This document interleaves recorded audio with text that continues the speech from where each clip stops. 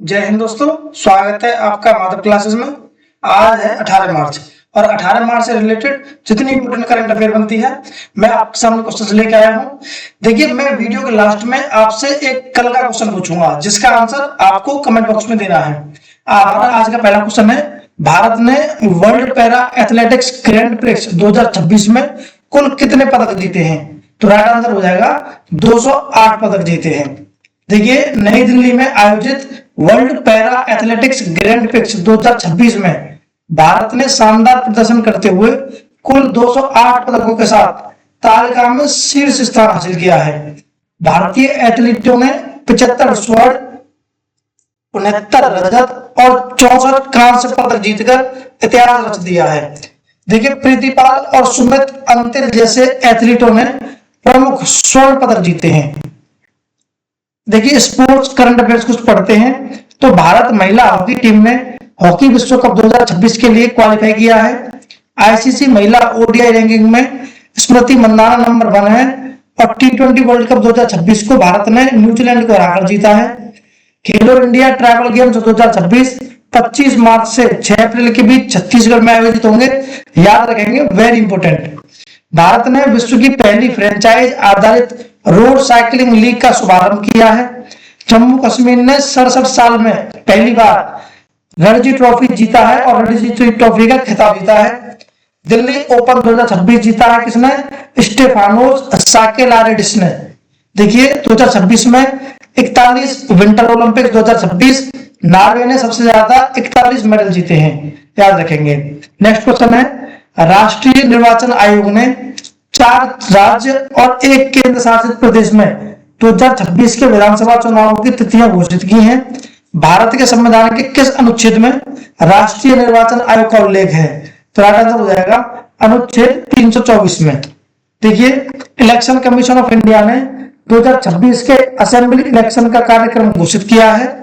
इस चुनाव में 4 राज्य और 1 केंद्र शासित प्रदेश शामिल है, जिनमें वेस्ट बंगाल, तमिलनाडु, केरला, असम और पांडुचेरी है। देखिए, असम, केरला और पांडुचेरी में 9 अप्रैल 2026 को सिंगल फेज में मतदान होगा। तमिलनाडु में 23 अप्रैल 2026 को सिंगल फेज में मतदान होगा। वेस्ट बंगाल में 2 फेज में मतदान होगा, जिनमें पहला फेज 152 सीटों पर और दूसरा फेज 142 सीटों पर मतदान होगा। देखिए, इलेक्शन कमीशन ऑफ इंडिया के बारे में पढ़ते हैं तो भारत का एक संवैधानिक बॉडी है जो Lok Sabha, Rajya Sabha, president, vice president और स्टेट असेंबलीज के इलेक्शन का संचालन करता है।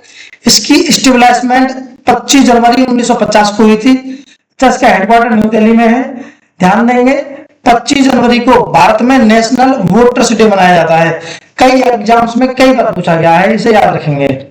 नेक्स्ट क्वेश्चन है, भारत में राष्ट्रीय टीकाकरण दिवस किस मंत्रालय द्वारा आयोजित किया जा रहा है? तो राइट आंसर हो जाएगा ministry of health and family welfare द्वारा। देखिए, नेशनल वैक्सीनेशन डे भारत में हर साल 16 मार्च को मनाया जाता है। इसका उद्देश्य लोगों को वैक्सीनेशन के महत्व के बारे में अवेयर करना और हेल्थ केयर वर्कर्स के कंट्रीब्यूशन को सम्मान देना है। यह दिवस ministry of health and family welfare द्वारा आयोजित किया जाता है। अच्छा, इसके मुख्य तत्व पढ़ते हैं तो 16 मार्च 1995 को भारत में पहली बार बड़े स्तर पर ओरल पोलियो वैक्सीनेशन की खुराक दी गई थी। इसी दिन पल्स पोलियो इम्यूनेशन प्रोग्राम की शुरुआत हुई थी। याद रखेंगे।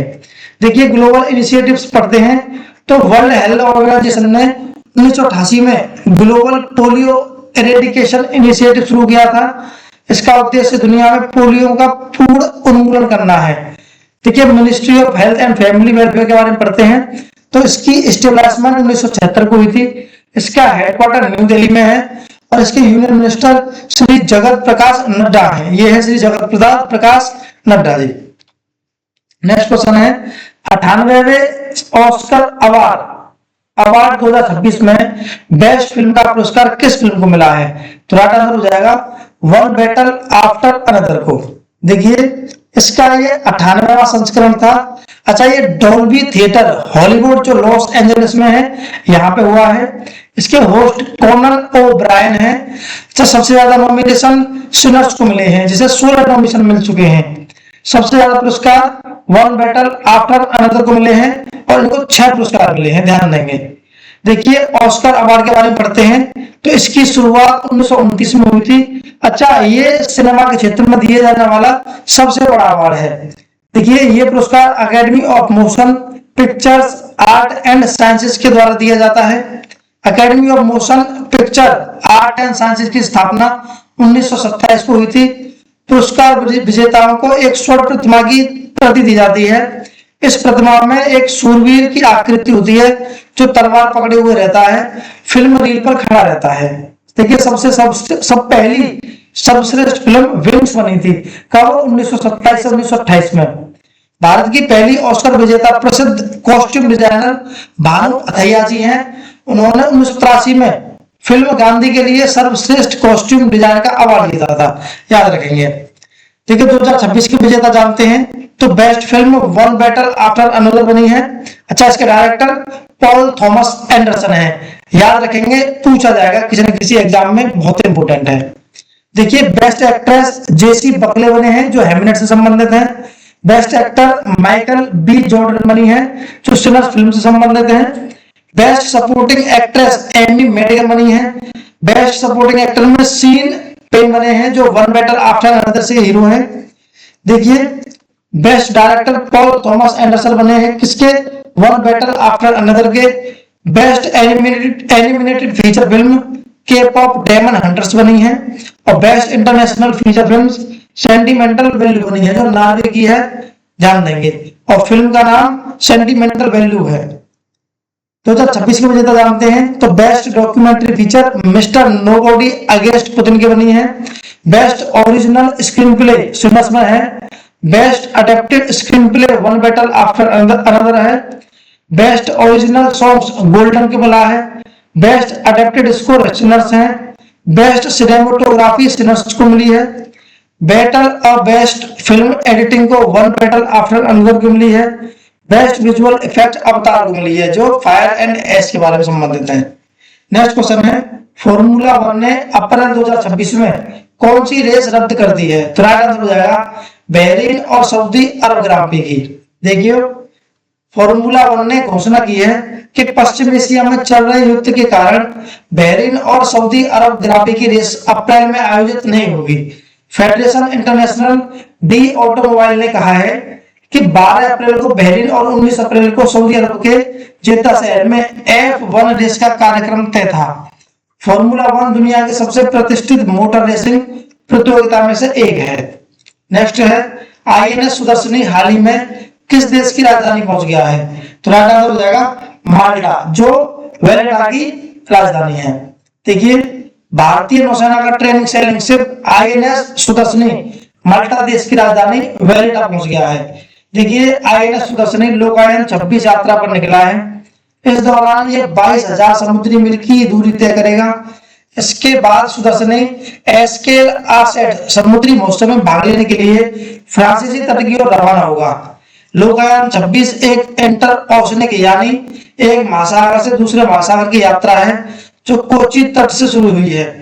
देखिए 10 महीनों की लोकायन 26 यात्रा 13 देशों के 18 पोर्ट से गुजरते हुए 22,000 नॉटिकल मील से ज्यादा दूरी तय करेगी, याद रखेंगे। माल्टा के बारे में पढ़ते हैं तो यह भूमध्य सागर के बीच में एक स्थित देश है। इसकी राजधानी वेनेटा है। अच्छा, मुद्रा यूरो चलती है। देखिए ये देश अपने पुराने किलों, मंदिरों और रोमन अरब ब्रिटिश प्रभाव के लिए जाना जाता है, याद रखेंगे। नेक्स्ट क्वेश्चन है हाल ही में पर्पल फेस्ट का आयोजन कहाँ किया गया है? तो राइट आंसर हो जाएगा राष्ट्रपति भवन में। देखिए हाल ही में पर्पल फेस्ट का विशेष आयोजन राष्ट्रपति भवन में किया गया है। इसका उद्देश्य दिव्यांगजनों की प्रतिभा, उपलब्धियों और सपनों को सम्मान देना है। इस कार्यक्रम का लक्ष्य समाज में समावेशन, सम्मान और जागरूकता को बढ़ावा देना है। इस कार्यक्रम के दौरान 8,000 से अधिक दिव्यांगजनों ने अमृत उद्यान का भ्रमण किया है। नेक्स्ट क्वेश्चन है पोटी श्री रामुलु की प्रतिमा कहाँ स्थापित की गई है? तो राइट आंसर हो जाएगा अमरावती में।